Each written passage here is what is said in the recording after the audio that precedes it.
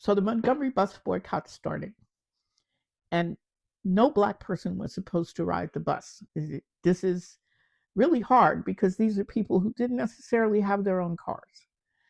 And how are they supposed to get around? Well, Dr. King and his group organized those who did have cars to be set up stations, almost like taxi stands, where people would come for free. If they wanted to donate, they could get in the car, be taken around to wherever they wanted to go, be picked up and taken back home again so they didn't have to ride the bus. Now, that was a big undertaking for a community that really hadn't been organized in that way before. But he kept telling them, we can put pressure on this bus company. And so they did that for a year. It was a little bit more than a year.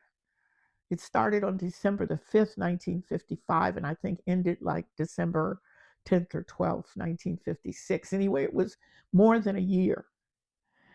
And they didn't ride the bus, they walked.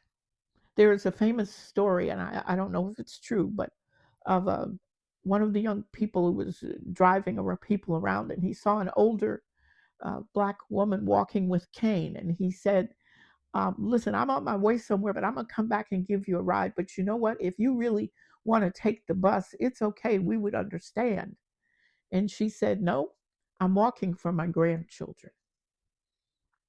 That was the spirit. The bus company lost 65% of its revenue during this strike, during the boycott. 65%. And I think the lesson to be learned here is how much economic power we have. Finally, the bus company gave in, and the buses were completely desegregated, something that would seem like it was impossible. We have power. We have economic power. And we don't use it effectively, I don't think, sometimes.